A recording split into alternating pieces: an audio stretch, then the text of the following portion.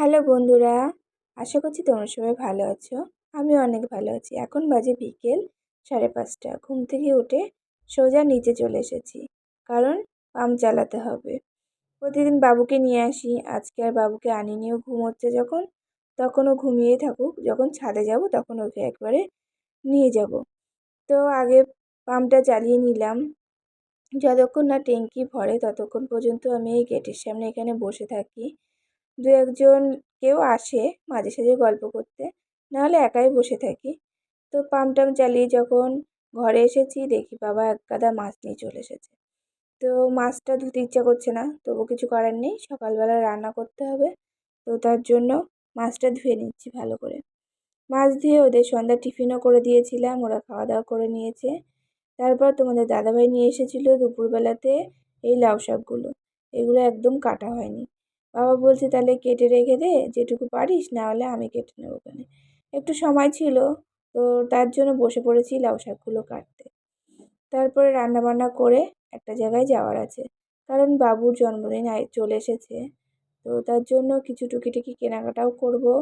আর আর যাব বড় মাসি শাশুড়ির বাড়িতে। তো ওনাদের বাড়িতে অনেক দিন যাওয়া হয় না।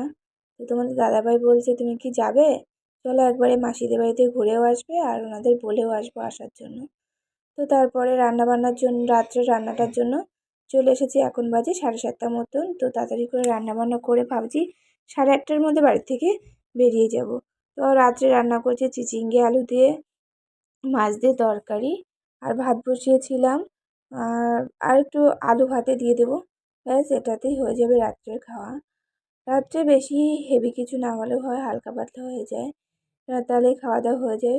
অন্যান্য দিন রুটি করে থাকি, তো আজকে সবাই বললো যে গরমের মধ্যে রুটি করা লাগবে না, তুমি তো এই ভাতই রান্না করো, তো আমাদের এটাতেই হয়ে যাবে।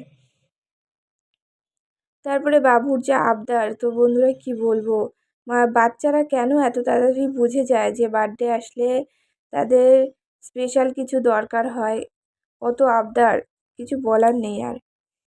কত কিছু যে চায় তার কোনো ঠিক নেই।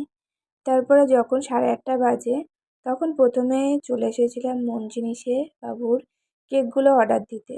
ওর বার্থডেতে 2টো কেক নেওয়ার চিন্তা ভাবনা আছে, তো কেকগুলো অর্ডার দিয়ে গেলাম। আর এই টুকিটাকি বেলুন টেলুন এগুলো সব কেনা হয়ে গেছে।